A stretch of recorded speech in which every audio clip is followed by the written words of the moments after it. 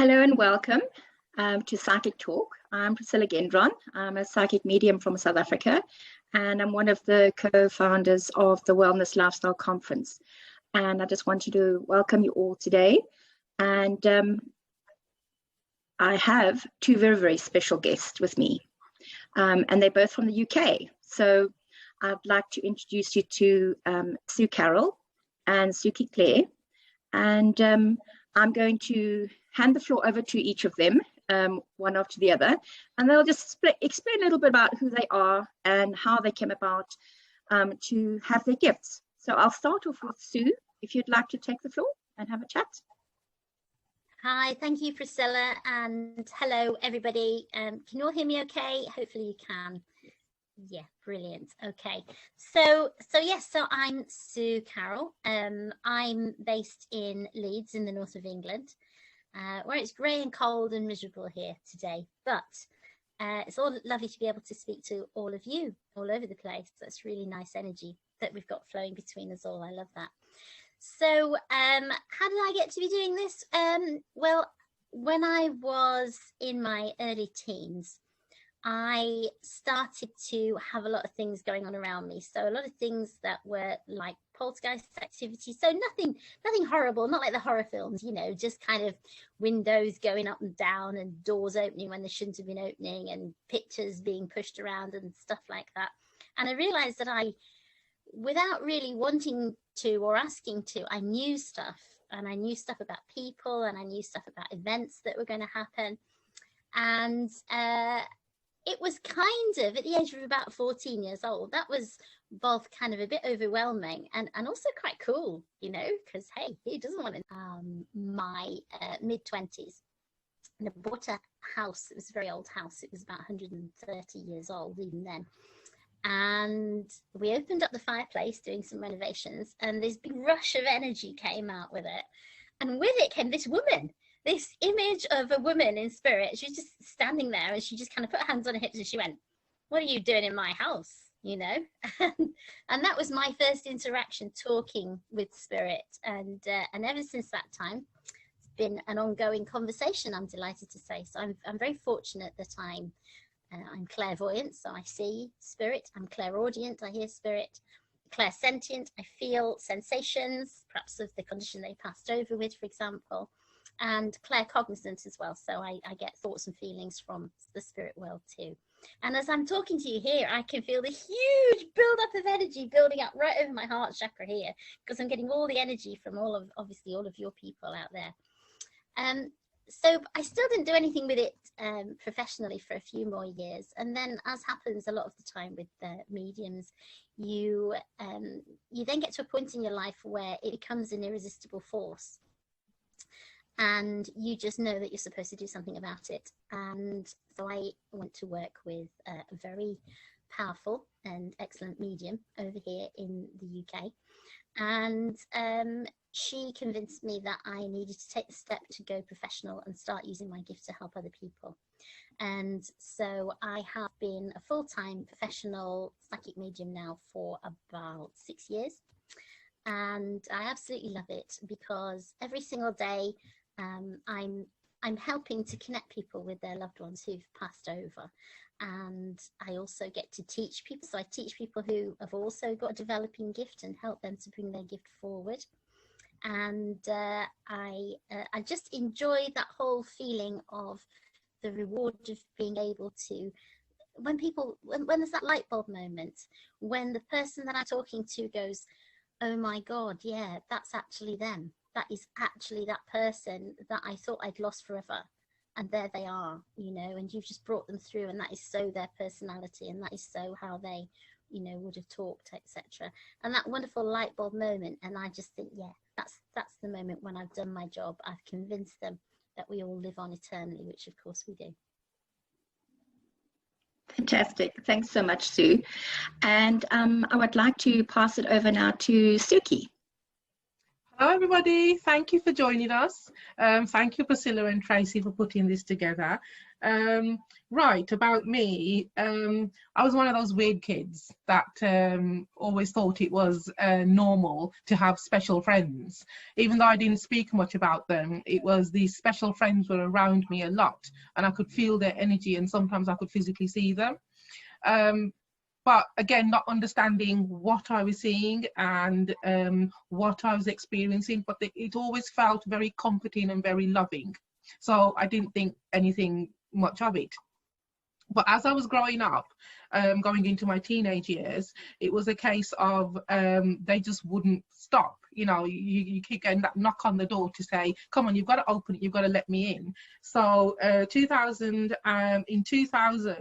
when I was having lots of experiences in spirit and having a knowing that when somebody walked into the room, I knew instantly that person was distressed or sad, even though they had a smile on their face. So I could pick up their energy, I could pick up how they were feeling in a very empathetic way.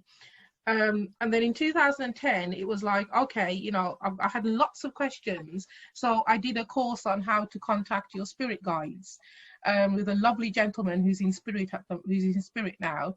And my first guide presented themselves as a lovely, cuddly, Santa Claus-like person in a green tweed suit. And I used to go and have tea with him in his cottage. And it was, how wonderful was that? And And in the 6 months that I worked with him, shall we say, I learned so much about myself and really embraced this gift, shall we call it. And then from then, again, having a day job and life's experiences and, you know, bills and mortgages and stuff like that, it wasn't something that I was considering doing full time. I even have a day job at the moment, but it's something that I'm being pushed more and more and more. And this is what you need to be doing. This is what you need to be doing. So I'm in England, same as Sue. I'm based in Birmingham, which is just a little bit south from Leeds. And I'm a psychic medium and a qualified counsellor. So I blend the spiritual aspect with the counselling aspect if the client needs it. Also do a lot of angel card readings and a lot of these events as well that I've been pushed into, in a sense of the opportunities have been coming. So I've been saying, okay, there's a reason why this opportunity has come through an email or whatever. So let's just go with it. So at the moment, I'm really enjoying the ride and everything that I'm experiencing at the moment. Again, exactly what Sue said, it's that light bulb moment that that client gets when you know instantly that it almost allows them that connection with the loved one that they feel, I'm never going to be able to connect with them again. So that void, that bridge is built. I'm watching the psychic medium thing. How are you? I got the time mixed up. I'm sorry. Okay, sorry, Susan. Okay. Yeah, I've just so her. perfect. Perfect. Okay, thank you very much, Suki. Right. So I'm going to open it up to everybody that's in the room with us. And if you'd like to pop in your questions into the chat box, you can ask any questions about spirituality, or if you feel like you've got some intuition or questions of that nature, or if you want to ask a specific question about your life, Sue and Suki will be able to answer it for you. So if you'd like to just pop it into the little chat box, that'll be great. So while we're waiting for some messages, I wanted to just say a little bit about myself. I'm also a psychic medium, and I've been a psychic medium for quite a long time, for over 20 years professionally. But as both in the case of Sue and Suki, we all came to it at a very young age, but also not knowing that there was anything wrong with having those thoughts, feelings, and emotions or insights. Just accepting it as that's how my life is. And I think that it's hard for people to understand that sometimes, because I've noticed that a lot of people get freaked out by it, you know, by seeing dead people. You know, it's, for me, I don't know any better. For me, it feels like this is the only thing that I know. It's my part of my everyday life. So I feel like, you know, we have a good understanding of where we're going in our lives. So both Suki and Sue, will, testify to that. It's not an easy life sometimes to have, but it certainly is very interesting.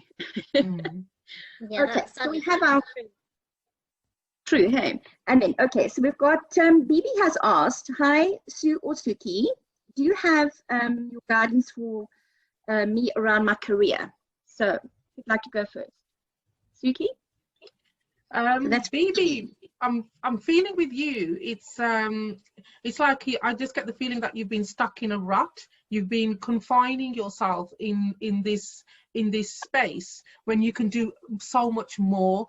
But it's about identifying your key skills and working with them and growing with your key skills. It just feels like you're due a huge shift in your career. Something that you've not done before, but thought about a long time ago to do. So it's about picking up thoughts and ambitions that you had when you were younger, bringing them into the present forum and exploring those, because I think you are certainly due. You've come to a dead end to a certain extent in certain parts of your career aspect, I feel. So it is about looking at yourself, asking yourself that question, what makes me happy, what gives me passion, and going with that, because once you start asking the right question of yourself, you'll be able to answer that question yourself in where your career is taking you. Yeah, thank you. And Sue, any bits of information? I would just add to that. I completely agree. But I see this image of you with it's like there's a sort of panel or like almost like double glazed window here next to you, and it's like the thing that you're doing now is so alien from where you want to be in your thoughts and your heart that it's just really kind of, it almost crushes your energy on a daily basis. But what I feel there is that as Suki says, this is something that you've wanted to do before for a long time that's gonna shift and come forward for you. But what I would add to that is that I think you already know, I think you already have had a connection or an opportunity that's come forward for you, and you just don't know, you're just not thinking, am I brave enough to step out of this safe environment that I know but I absolutely hate? So I hope that makes sense to you there. Thank you very much, Sue. Okay, so our next question is from Deborah Baxter. Hi, will I move to the bungalow we want? Suki? Okay, it's the question of we want. Is that exactly what we need?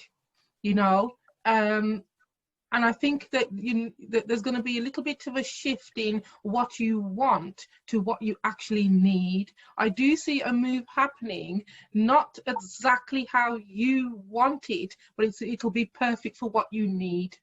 So I do see that shift. I'm getting like a restricted in the timeline where there's a certain frustration coming from yourself about wanting it happening now, but it may take you slightly a little bit longer. So be a little bit more patient, because what you need will be made available to you, not exactly what you want at the moment. Yeah, and if I can add to that, I feel that it's because I see the issue of a gentleman having the needs and having, perhaps it's a mobility. Certainly I can see the sense of a gentleman and mobility. And I feel that we haven't got to the bottom of that assessment yet properly. So if you got what you think you want now, it would have to be changed again later on, because we don't know quite the full story. We need to get this gentleman's assessment right first, and then we can get the right place, if that makes sense to you. Yeah, I ditto that. Thanks very much, guys. Okay, so our next question is from Stefan. Have any of you come across negative entities, and if so, how do you protect yourself and others from them? Suki? Yeah, well, negative entities. you will come across them from time to time when you're doing this kind of work. When we're doing readings on a day-to-day basis, it's pretty easy to kind of place yourself in a bubble of light, protect yourself from that. But where we come across the negative entities more, or certainly has been my experience, is when I've been working in buildings. So when I've been doing kind of psychic or mediumship assessments of a building, clearing spirits and so on. And that's when I've come across, I remember one in particular that caught me unawares and actually threw me across a room one time. Just because I wasn't concentrating on where this energy was coming from. But the we work with guides. You heard Suki talking about guides earlier on, and our guides are spiritual beings who are there for our well-being, and as the name would imply, to guide us as to how we should be operating. But we also have something else called a gatekeeper. And our gatekeeper is a spirit energy who's not necessarily here to teach us and guide us in that sense, but they've been assigned to us to kind of try and keep us out of trouble, I suppose is the best way of describing that. And so your gatekeeper, and good, you know, what a job to take on. Is the one who's there protecting you and just kind of helping to keep you away from those negative energies. So I've been very lucky. I've never had what's called an attachment, where you get a dark energy that attaches into your energy and really messes with your life. I've been very fortunate, touch wood, so far that's not happened to me. But I do know people who have, and professional mediums as well. And they've been unable to work for, you know, years at a time until they've been able to clear that. Thank you. And Suki, would you like to touch on that? Yeah, I mean, absolutely perfect what Sue has just said about the angels and the guides and the gatekeepers. But when I have definitely come across attachments, and you can feel the shift in energy. If you feel that you are being negatively impacted by an energy around you, the easiest way for sometimes these energies to infect you, shall we say, is when you are in a low mood, when you are in a depressive mood, or when you are partaking in drugs or drink, or there's negativity around you, not necessarily in yourself, negativity around you where you may feel attacked. One of the best ways to protect you is to keep yourself grounded, to keep yourself focused on what is happening with you, to try and understand what's going on around you. Ask your guides to give you some additional help and support. Follow your gut instinct.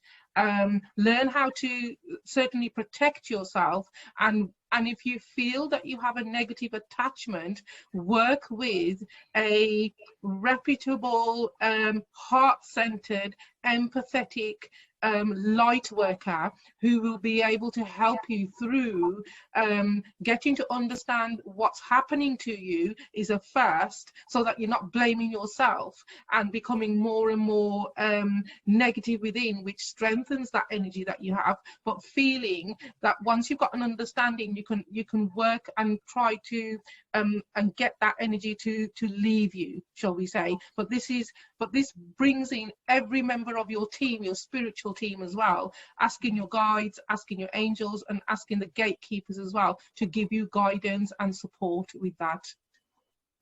Thank you. Thanks, Suki. To add to that, on a daily basis, you can actually carry crystals, and that's a helpful energetic protection against any negative energies that you might just inadvertently bump into. And I always say, when people say, well, what crystals, you know, well, you can look up ones that are particularly good, like quartz or obsidian, but actually I would say whatever crystal you're drawn to, because that'll be the one for you. Yeah, I've always found that in terms of crystals, things like labradorite and tiger's eye are very good for psychic attacks or protection against any malevolent beings. And I've certainly used that in a lot of my sessions with other people. So those are, you know, if people are interested in that, those are the two sort of stones that would really help and benefit people. Okay, so we've got Lindiwe, and she's asking, hi, Sue or Suki. I've been told a lot of times that I have a special calling or a gift, but I'm not sure what kind of gift. Can you please clarify for me? Suki? Wonderful question, because that's one of the key questions that we all ask ourselves. If I can relate that to my own journey, so hopefully that will help you, Lundiwe, is when I first started this journey, it was about educating myself. It was about saying, well, do I get the images? I'm a very visual person, so I tend to get a lot of visuals, but I get a feeling as well. So it's about looking at the different ways that you can pick up energy, what actually works for you. What are you a visual person? Do you work better when you hear things? And it is, and you can, once you identified the particular skill that you have, then you can start strengthening that skill. That's not to say that you can work on others as well, but the first protocol is, yes, I'm definitely a clairvoyant, or I'm a psychic, or I am an empath, or I am a healer. So try a little bit of all of them first, and you'll be naturally led to what is perfect for you. And don't compare yourself to others, because you are an individual, and your gift, your guides and your angels and your spirit helpers, and ancestral helpers as well, they will be there to send you the signs, whether they're through dream state, or a random book that you might pick up and something jumps out at you, or something, a message that you might get on the phone, or a message on Facebook from somebody else's feed that really resonates with you. So so just keep an eye out for them, and very quickly you'll be able to say, yeah, that's what works for me. Yeah, And and I would add to that, as soon as I started to tune into your energy, Lundiwe, I started to feel, I'm clairsentient, and I feel a lot of stuff. I feel things from spirit, and I feel it in my physical body, and I feel the energy of them inside me. And as soon as I connected into you, I got that. So I would say, certainly they're telling me that you're clairsentient, so you get a lot of feelings, but also empathetic as well. So an empath feels the pain or feelings, or whatever's wrong with the person that you're connecting to. Okay, so you're very much around that. But as Suki says, don't ignore other gifts and aspects, but just, that's your go-to thing. Okay, now interesting that Suki mentioned ancestors, because I very much feel that this is coming down the mother's line here for you. You've got a couple of generations, and it's coming down the mother's line. And so that's where it's actually coming from. And a useful thing for you is, if you're able to, is to have that conversation, with the other generations, and perhaps your mum or whatever, and say, yeah, how is it for you? What is it that you pick up? And it gives you a bit of confidence. First of all, you're not going completely, off your head. But it also, it's a bit of affirmation that I'm not alone doing this in the family, somebody else. Not everybody feels they want to take it forward. And certainly, perhaps in past generations, it's been something that maybe we're not going to talk about that, but it's there, and it's definitely coming down your mother's line. But because you're an empath, do make sure that you protect yourself, do a psychic protection, and give yourself a bubble so that energy isn't staying with you. That's what I would say. Yeah, be mindful when you are, especially when you're empathetic, is to be mindful that to identify, are these my emotions, or is it somebody else's emotions that I'm picking up? You're like a radio station for emotions, and if you are tuned in constantly, then you are picking everything up.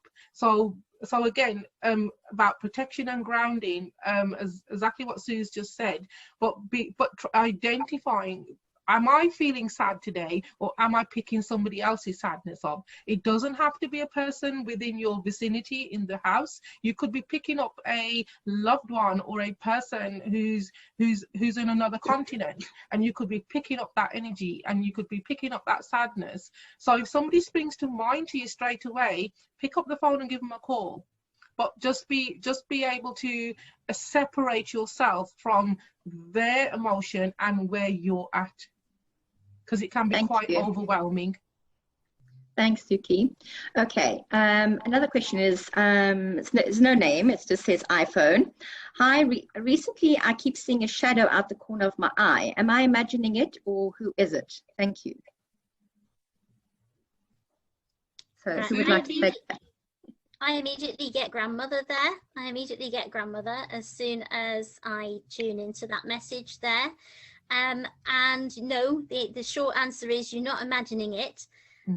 You are putting yourself, you are able to be on a vibration where you're able to pick up that's around you. And the reason that she's there is because she just wants you to have that reassurance that that you're not alone, that you need just a little bit more of a push and a little bit more of confidence at the moment. And it's just like that comforting presence going, I'm not going to interfere in your life, I'm just going to pop in here, just kind of do it, just so you know I'm there, you know, I'm not going to mess with your life. I just want to make sure that you know that I'm around you. Yeah, I keep getting just talk to me, just talk to me. It's like you've switched off, so they're giving you that cue to say, yes, I'm here. Certainly, as Sue said, you're not imagining it, but I'm just getting quite clearly, just talk to me, just it's okay, just talk to me. So if you, with that elderly grandmother presence, just sit there and just try and just as if she was sitting on a chair in front of you, just talk to her. Because it feels like you need a lot of hugs at the moment and a lot of comfort. You need that lovely hug that grandma would give you, and that peck on the cheek to say, it's all right, love, it's all right. And that will help you to take that heavy coat that you're wearing, that heavy emotional coat that you're wearing. It'll help you to take that off. Because you're using it as almost like a safety blanket, but in a negative way. So it'll help you to take that off, and you're going to be able to move forward from this. Thank you, Suki. Okay, so Bibi asked, what are light beings or showers that are photographed on many a night? Who'd like to tackle that one? Sue? Well, it depends whether you're picking up. So what you're actually talking about is orbs, I guess. You're talking about light instances which are not there in the physical world. I guess that's what you're talking about. So yeah, what you're actually seeing, and very often what happens is the camera can pick it up where the human eye can't. And what you're actually seeing is the imprint or the trace of the energy of the spirits who are all around us, because, you know, actually we're sharing the same space with all sorts of spirits who are around us.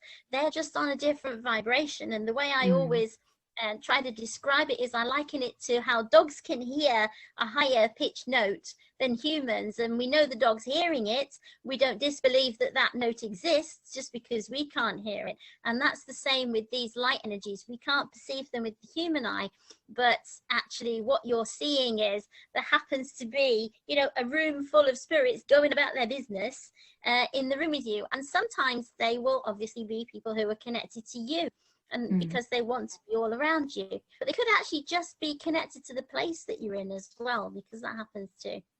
Yeah, environments and places that you are certainly have certain places. For example, in England, Glastonbury has a very high vibrational energy to it, but there's lots of other places as well. You know, around schools, you will find a very high vibrational energy around schools, because of the young lights in the school. But what you, as Sue perfectly explained, it's just the veil slipping between the two vibrations, and you communicating with that vibration through technology, albeit, but you're able to view it and see it. Next step would be for you to practice spiritual practice where you're able to raise your vibration, so you don't need the phone to see what is around us, what is the energies, the loving, beautiful, light energies that are present around us all the time. And if we felt that energy, we wouldn't be sad, we wouldn't feel that we are alone, we wouldn't feel lonely, because they are there. Thank you, Suki. Okay, we've got a question from Lucinda. Do you see any changes job-wise for me, or a certain path to go down? Sue? I feel that at the moment, the energy around you is very stuck, if you don't mind me saying. Your aura, it's like I see people's auras, which is like their energy field. It's almost like you've pulled it right in. It's like, oh God, I just really can't stand this anymore. Go away, world, because I hate you and I hate it all. And that's kind of how it feels at the moment. Okay, so you absolutely have to make a job change, because that is really creating a negative vibration. And Suki was talking earlier on about the danger of negative vibrations. Well, of course, other things that are on negative vibrations are illnesses as well. Okay, they're a lower vibration. So it's actually not good for your physical well-being as well as your mental well-being to just keep slogging away at something that makes you feel as bad as I can see that you feel. Okay, because your aura should be big and bright, and it should be out here, and like it's like a big radio signal going, hey everybody, I want to be part of the world, and you're going, no, go away, go away. That's how it feels at the moment. Okay, so you absolutely do have to change it. I do feel that you are an extremely caring person. Okay, and I do feel that you would get much more reward if your job involved being able to help people, because you're not really being appreciated in that way at the moment. So something that allows you to really make a difference to people and help them is really where you need to be. Yeah. Okay, thank you, Sue. Okay, so Wilma wants to know, one of the listeners would like to know if she will go back to work. So Wilma, she wants to know if she's going to go back to work. So I'll give that to Suki. I got a yes with that straight away, but at the same time, I got this sense of anxiety, this bubbling in my solar plexus was coming up. It's about allowing yourself to overcome and take that step forward. It's like you're trying to step over this threshold, but it's quite a wide threshold, and it's almost like it's not a step that you're taking, it's almost like a leap that you have to take. You will go back to work, but I get a feeling you're not going to be staying in that environment for long.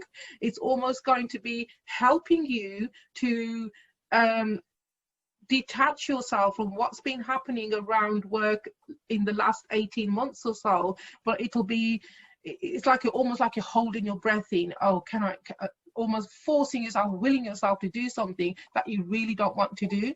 But once you take a leap over this threshold, I do see you work, not so long after you've done that, and you think to yourself, well, that wasn't as bad as I thought it was going to be. There'll be a change. They just want you to take that leap of faith, because they can't push you over that threshold. You've got to do it yourself. And once you've done that, this new prosperity, shall I say, that's coming for you will present itself quite quickly. But you've got to do that leap. You've got to take that leap. So yes, I do see you going back to work, but don't be afraid that you're just going to get stuck there. That's not what they've got planned for you. Thanks very much, Suki. Okay, so Susan Hayes wants to know, I have been asking my husband for a hug, but I wish he could hug me. Later that night, I felt a presence next to me, but it kind of freaked me out. Was it my husband? Oh, I'm giving it a yes, but can you shed more light on this? Well, the first thing that I would say is I just can't take my attention away from Susan. I just keep having my attention drawn back to you. Okay, so I'm not surprised that you said that, because you're clearly very spiritually connected. Okay, you're on that high vibration. That's why I can see you. That's why I keep seeing you all the time, because you're on the same high vibration. Okay, firstly, yes, it absolutely is. It absolutely is him. Okay. And don't let it freak you out. It's only your human experience that's freaking you out. You as a spirit know deep down that that is entirely plausible, that he would be there with you. And you know, this is the amazing thing. When we lose somebody close to us, when they pass over, the lengths that they will go to try and let us know that they are there and they are around us and they are still that person and they haven't left you. They will do that. And you know, certainly in the early times, in the early months and years after losing somebody, they'll stay close to you on the earth plane. Probably heard of talking about, we talk about, you know, there's a transition, there's a transition phase when the soul passes over from the human body, where they're starting to let go of all of their connection to understanding of what it's like to be in a human body. And that's a process. And after, for some it can be as quick as 6 months, for some it can be 3 years or even more, before they get to that point of light where they're in their full spirit self, if you like, in their full spiritual being. Very often when that soul knows how much we need them and how much we have a hole in our life, an energy gap there like you have, they will resist going. They will stay as close to you as long as they can to give you those physical connections that you recognize as being part of the physical form. So absolutely yes, but I would say you don't need me to tell you that. Yeah, I'm getting with you, Susan, is baby, meet me halfway, you know, and I can definitely confirm that is when spirit is visiting, because my sister lived in we lived in an old house, and when I moved out and my sister stayed in this old house, she would get somebody coming up the stairs, and then gradually they would come up the stairs across the landing, and then they would come across the stairs up the landing and get in bed with her, and it would freak her out. And she would say the mattress went down, and she'd be calling me at 3 o'clock in the morning. She goes, he's back. So when I went in to do a cleansing of the house, it was this soldier who died in the Second World War, and he was coming home. But obviously his wife and his children weren't there, and he couldn't understand why my sister was freaking out, because he could see that he was getting in bed with his wife because he was in that time frame. And it was such a beautiful reunion when she opened the door to the other side and saying, what took you so long? I've been waiting for you. And the kids came running out of the door as how he visualized, how he remembered, and it stopped after that. But it's the love. It's the love that is the strongest vibration that we have. And when you are meeting me halfway, it's that beautiful reunion that you've been asking for. Yeah. And she was asking also about, am I keeping him stuck? And I believe no. No spirit is actually ever stuck in this world. They can either choose to stay or choose to go, because their spirit is free. So he's choosing to be with you because he knows how hard it's been for you, and you're not ready to move on yet. So he's always going to be near you and allow you to feel his presence. Yeah. Okay, so, all right. So Lucinda wants to know, how do you help a child that might be psychic? That's a nice one. Sue. Well, first of all, you let them know that it's okay, you know, because when you're a child and you realize that there's something different about you, that can be a very alienating thing. The last thing a child wants is to feel like they're different from all of their, you know, their friends. And so the first thing is you just reassure them that that's fine, and it's a unique and special gift that they have.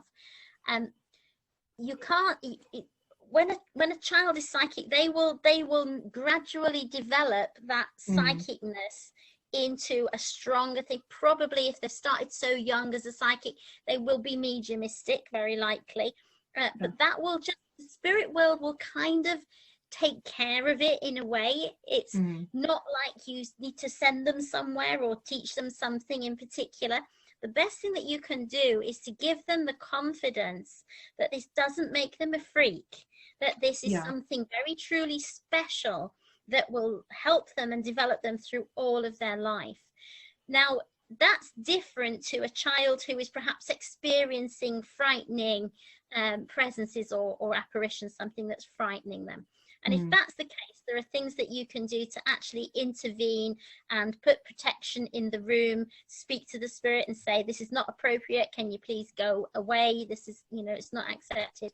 But just simply to guide a child who's started to realize that they're psychic, the best thing you can do is to let them know that this is a very special gift and they're not a freak. Yeah, definitely. Don't ever dismiss what a child is trying to tell you, because they are trying to understand what's going on with them. A lot of children have a natural ability, because as soon as I saw that question, it was like children walking through the wardrobe and going into Narnia. They have a natural ability to walk. They don't even need a wardrobe. They just are in Narnia. And it's explaining to them, wow, you know, that is such a wonderful experience to have, and to help them explore that, answer their questions in the best way that you can. If you have local groups that connecting with spirit, see if you can speak to the person running the group to ask them if they can give you some hints and tips in the local area. And even the questions that the child might have, taking those questions and helping that child to just understand. And it's so important not to make them feel I'm a freak or I'm different in some way. They are just uniquely special as they are as an individual. Thank you very much, Suki and Sue. Okay, so Owen wants to know, I have a strong sense of new beginnings happening. Any insights on this, please? I'm going to go to Sue with this because we both know Owen, Suki and I. So we won't be as objective. Okay. So Sue, this is yours. Okay, fair enough.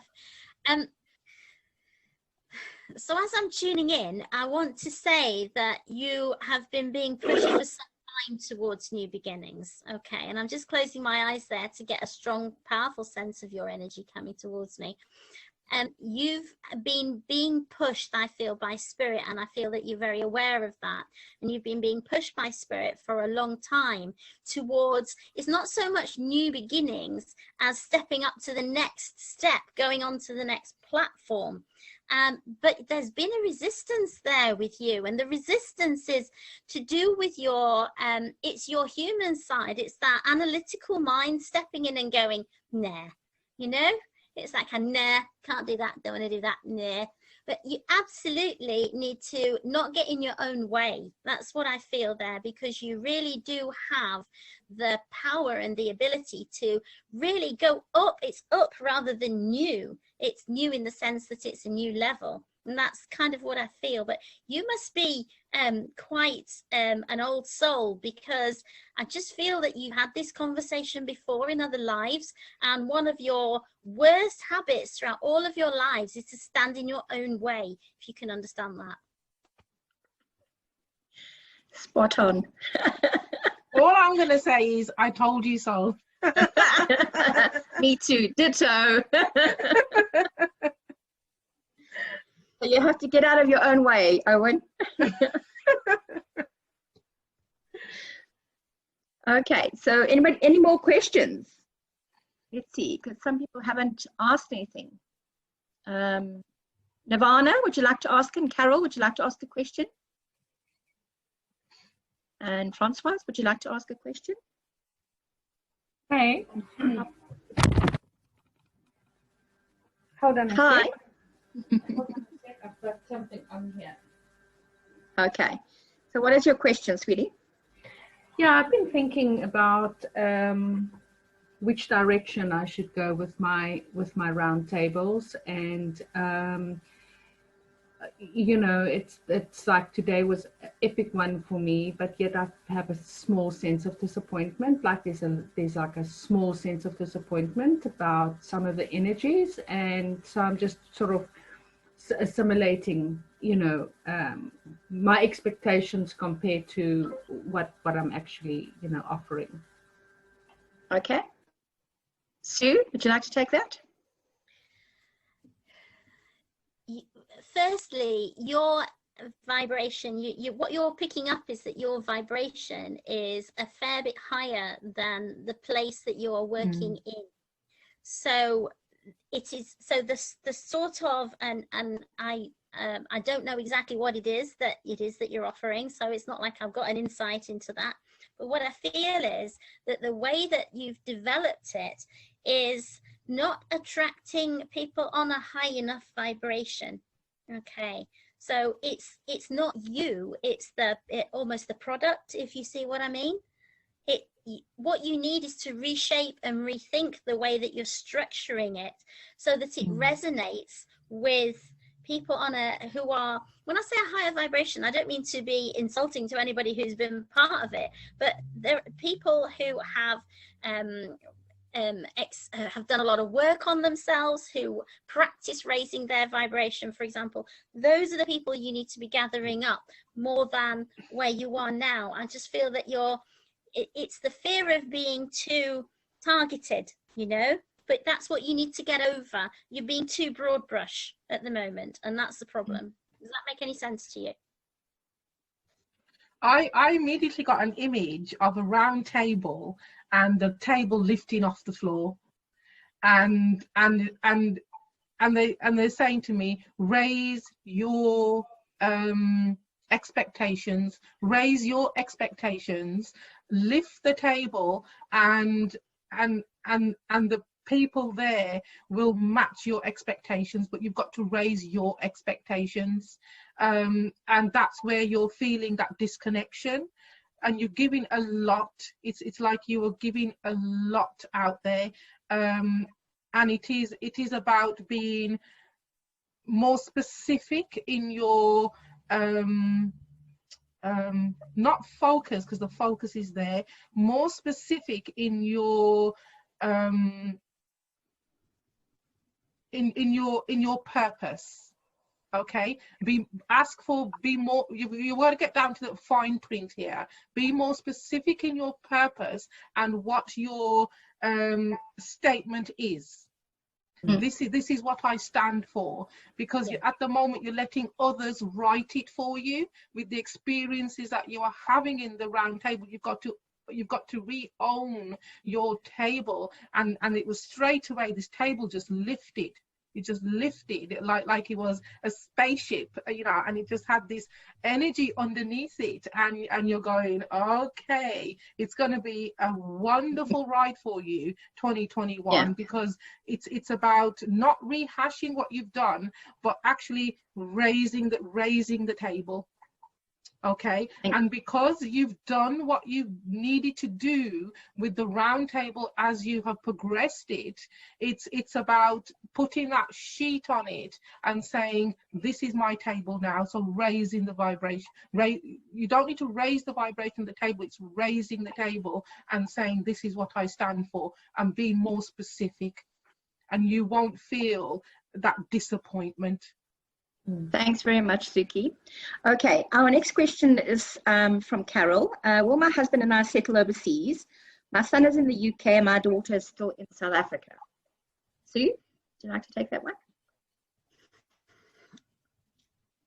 Do you know, it's really strange, because I feel that there's such a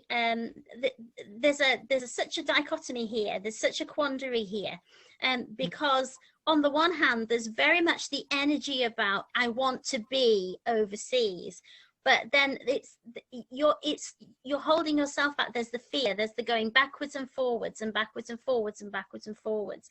Okay, you need to allow yourself to commit to one thing or the other energetically. Okay, and when you commit yourself to one thing or the other energetically, then it will happen really quickly. But this has been going on, I feel, for a long time, and you go round it, and then some days you are, and then some days you're not, and then some days you are, some days you're not, and it just goes round and round and round. You need to commit to the idea that that will be a disconnect from where you are now, energetically, emotionally, and physically, and starting again, and then you will make, I do actually, the answer is yes, I do think you will, but that's why you haven't been able to achieve it. I just straight away, I got the, you know, in the ballroom, you get the cha-cha-cha music. I just got this thing, stop doing the cha-cha-cha, you know, you because I don't quite feel that both of you are in the same rhythm. You're not both, one's dancing the cha-cha-cha and the other one's doing the waltz. It's just not fitting. So, but I think spend some time in the place, detach, exactly what Sue said, detach yourself from this space, spend some time in this space, and then you will be able to answer that question completely, and both of you will be on the same page, and both of you will be dancing the same dance and listening to the same tune, because at the moment it's like there's too many compromises, there's too many there's too many factors in here that are in the way for you. So but spend about 6 months, I'm getting about 6 months in this other space without completely cutting ties, for you to make that choice completely, and then you'll be able to decide without having to keep looking over your shoulder and thinking, did I just get on the dance floor too early, or did I miss the tune? Did I miss my slot? You'll definitely be able to decide then. But 2021 is the cha-cha-cha. Definitely. It's like having your feet in two different countries, because you're one child in one country and another child in another country, and you're torn between the two. So yeah. Right.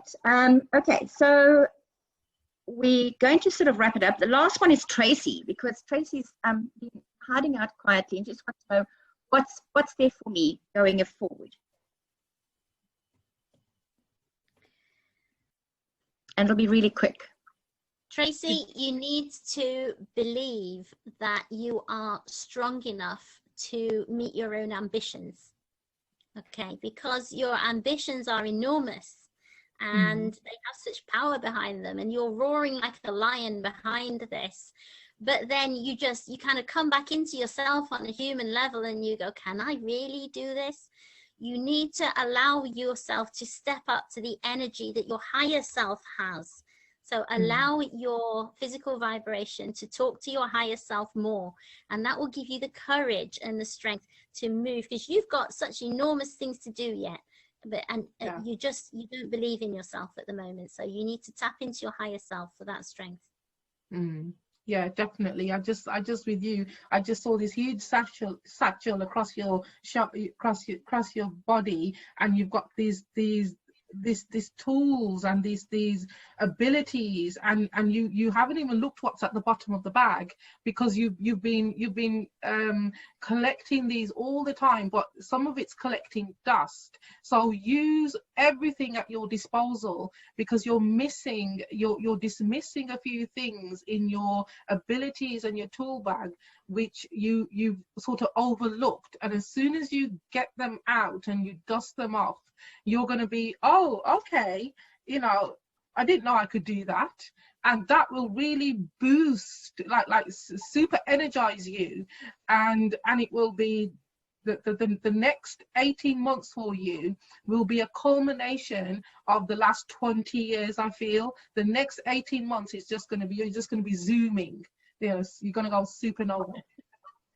But yes, that will definitely give you, by the end of the year, you're going to have that confidence. You're going to look back with that glass of wine in your hand, you're thinking, oh my God, did I really do that? And it's like, well, own it.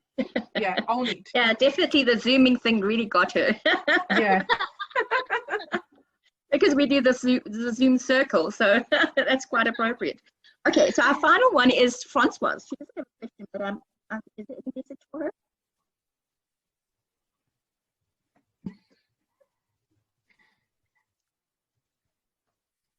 Sorry, what was the question? Yeah, she doesn't have a question, but is there anything there for her? Oh, I see. For her. I just want to give you a hug. I just feel huge sadness. I just feel huge sadness holding you down. A loss that's totally unexpected and completely unbearable. And I just feel like the angel wings want to come around you and wrap around you. And I see the green of Archangel Raphael, who's the healer. But this feels like an unsupportable and unexpected loss. And this is just about trying to give you the strength to know that your loved ones are still there in the spirit world. And just to say to you, just don't try to do everything in one go. You can't be as you were. Just put one foot in front of the other. Just take one breath at a time, one day at a time. Yeah. Thank you. May I speak? I firstly apologise. Yes, hi Leo. You know what delivery men are Leo like. Bonomo. I've cut all my arms and God knows, getting furniture in. Anyway, Francois, as we're linking with you, I've got a very odd image. I've got kind of a very dark room and a crack of the door, so there's a little bit of light coming in.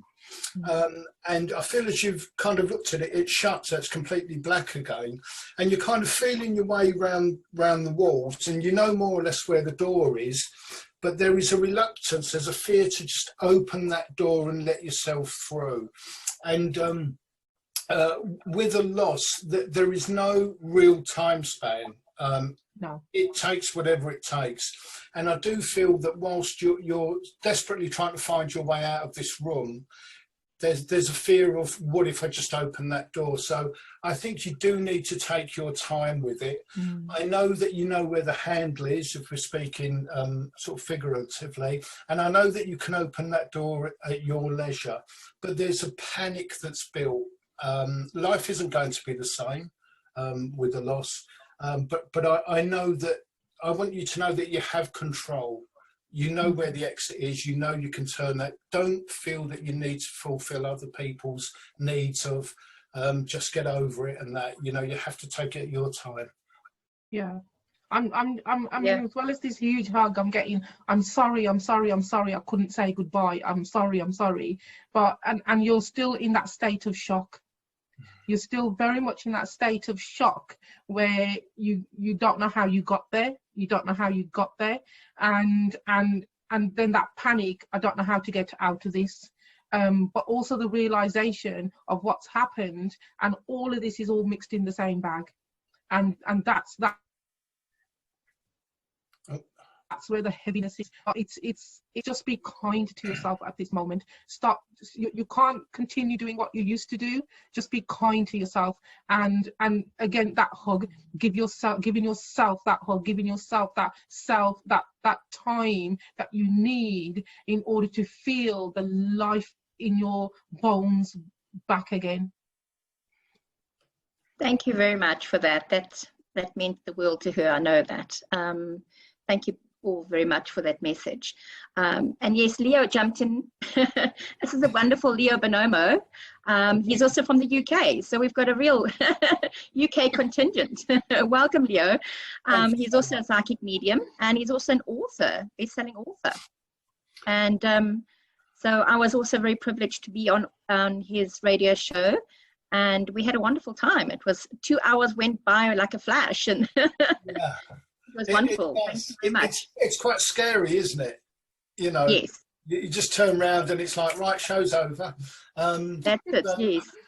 I want to extend an invitation to each of you that work as light workers. I've sent something to Suki and to Owen. I think I've sent something to Carrol, I'm not sure. It's been one of those days. Yes. But if you want to be interviewed, then literally be my guest. So yeah, fantastic. I just want to say to Francois as well, if it's any consolation, it's not always easier for mediums. When my dad passed away, it literally hit me like a ton of bricks. And what I couldn't get in my head was, I'm connected to spirit since I was 2. I'm doing readings. I should have this knowledge. And I didn't understand why I didn't understand. And it took me over 10 years to finally sort of come to terms with it. So if that's any consolation, Francois, there isn't any time limit, but you do it at your own pace. And we as mediums don't always have it easier. Yeah. Yeah. I mean, as a bereavement counsellor, it's time is not defined. Nobody's grief is defined that by 6 months I should be over it. Yeah. Don't restrict yourself with that thought.